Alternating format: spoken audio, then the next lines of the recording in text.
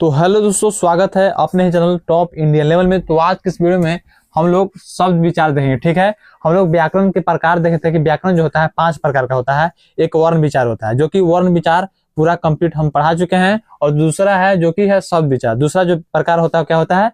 शब्द विचार होता है। ठीक है, तो शब्द विचार हम लोग इस वीडियो में पूरा देखेंगे। सबसे पहले जानना बहुत जरूरी है कि शब्द होता क्या चीज है। शब्द होता क्या चीज है? देखिए, तो शब्द क्या है? तो वर्णों के सार्थक मेल को, वर्णों के सार्थक मेल क्या बोलेंगे हम लोग? शब्द बोलेंगे। क्या बोलेंगे? शब्द बोलेंगे। जैसे देखिए यहाँ पर, जैसे यहाँ पर लिखे हैं कि क हलंत प्लस में अ प्लस में म हलंत प्लस में अ प्लस में ल हलंत प्लस में अ। तो देखिए, जब क्या होता है, इसका जब मेल होता है, इसका जब मेल होता है तो क्या बन जाता है? कमल बन जाता है। क्या बन जाता है? कमल बन जाता है। बताइए, तो कमल, कमल का क्या कुछ ना कुछ अर्थ निकलता है। तो अगर कुछ ना कुछ अर्थ निकलेगा वही होगा शब्द। ये नहीं कि वर्णों का मेल तो होगा लेकिन अर्थ निकलेगा है ये नहीं, तो वो शब्द नहीं होने वाला है। समझ गए ना? वो शब्द होने वाला नहीं है। जैसे मान लेते हैं कि यहाँ पर लिख दिए, यहाँ पर लिख दिए ल हलंत म ल हलंत अ हलंत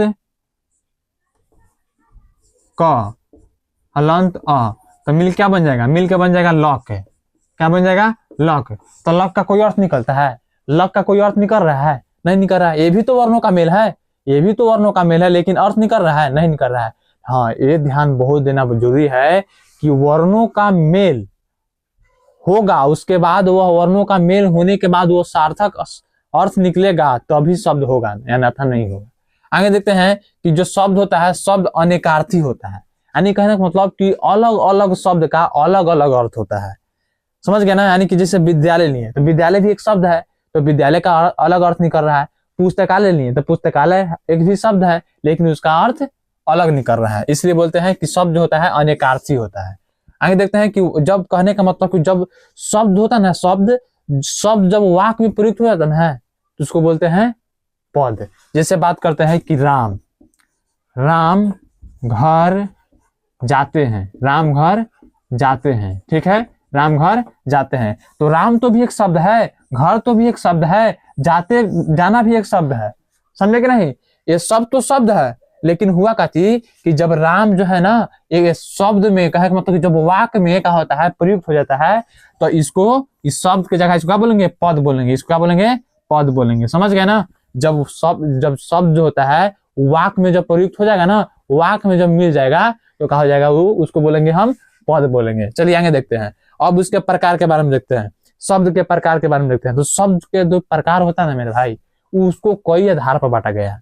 जैसे कि उत्पत्ति के आधार पर, जैसे कि रचना के आधार पर, उसके बाद रूपांतरण के आधार पर, अर्थ के आधार पर। यहाँ पर लिख दिए हैं। देखिए, उत्पत्ति के आधार पर, रचना के आधार पर, रूपांतरण के आधार पर और अर्थ के आधार पर। अब समझते हैं कि उत्पत्ति के आधार पर कौन कौन होता है, रचना के आधार पर कौन कौन होता है, रूपांतरण के आधार पर कौन कौन होता है, अर्थ के आधार पर कौन कौन होता है। ठीक है, देखिए, तो उत्पत्ति के आधार पर जो होता है उस शब्द को 4 भागों में बांटा गया है। शब्द को 4 भागों में बांटा गया है, जो कि पहला होता है तत्सम, तत्भव, देशज और विदेशज होता है। ठीक है, तत्सम, तत्भव, देशज और विदेशज। और रचना के आधार पर जो होता है वो 3 प्रकार का होता है।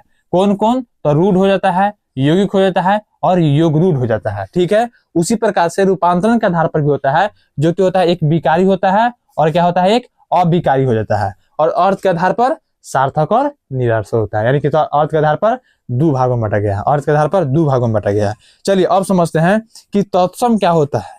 तो तत्सम कहने का मतलब ना, सीधे आपको समझना है कि अगर संस्कृत में लिखा हुआ रहेगा तो उसको तत्सम बोल देंगे सीधे।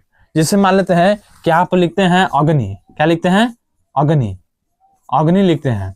उसके बाद लिखते हैं फलम, उसके बाद लिखते हैं पुस्तकालय, उसके बाद समझ गए ना, उसके बाद लिखते हैं गच्छ। तो ये सब जो शब्द है ये क्या है? तत्सम है। अगर बताइए, अग्नि जो है, अग्नि क्या है? संस्कृत का शब्द है, संस्कृत का शब्द है। तो अगर संस्कृत में अगर कोई भी अगर लिखा रहेगा शब्द तो उसको सीधे मारना है तत्सम।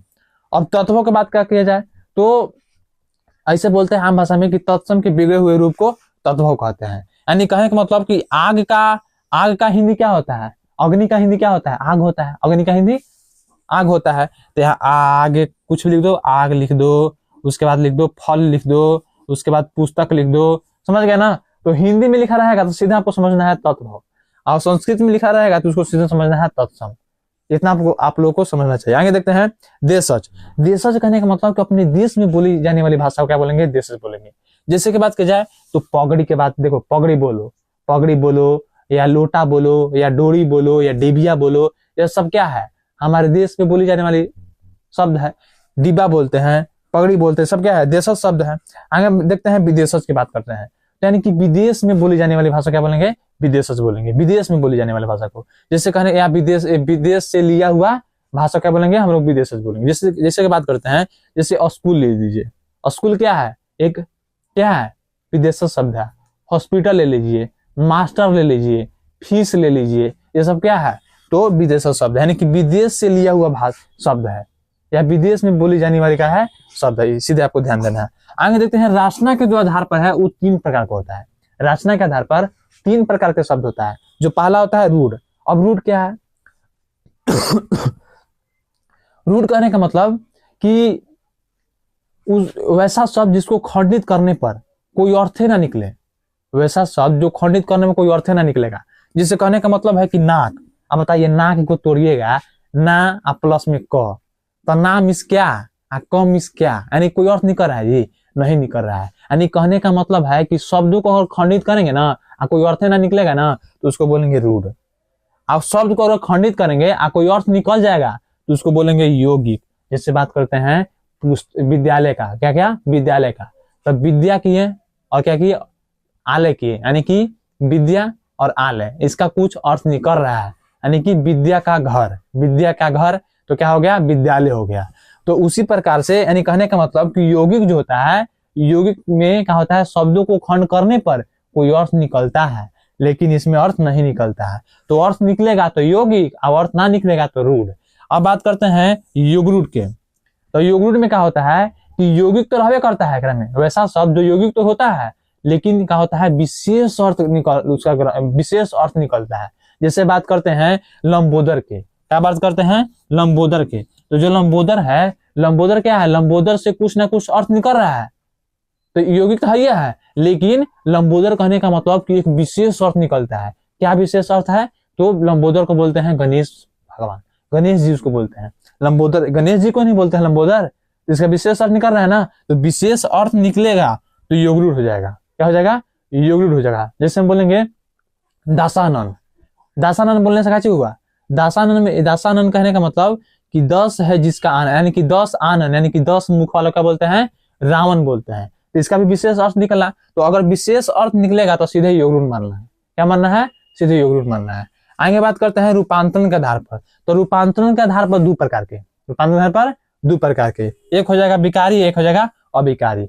लिंग वचन, अब जो समझते हैं कि विकारी क्या है, लिंग वचन और क्या चीज, कारक के अनुसार अगर शब्द परिवर्तन होता है तो उसको विकारी बोलेंगे।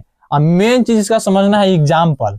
तो मेन चीज का एग्जाम्पल में आता है संज्ञा, विकारी में आ जाएगा संज्ञा, सर्वनाम और क्रिया, उसके बाद विशेषण, यानी कि इसमें 4 एग्जाम्पल है। उसके बाद अविकारी में होता है क्रिया विशेषण, समुच्चय बोधक अव्यय, संबंध बोधक अव्यय और विषमादि बोधक अव्यय। यानी क्या मतलब कि 4 गो हो गया, इसमें 4 गो और हो गया, समझ गया ना।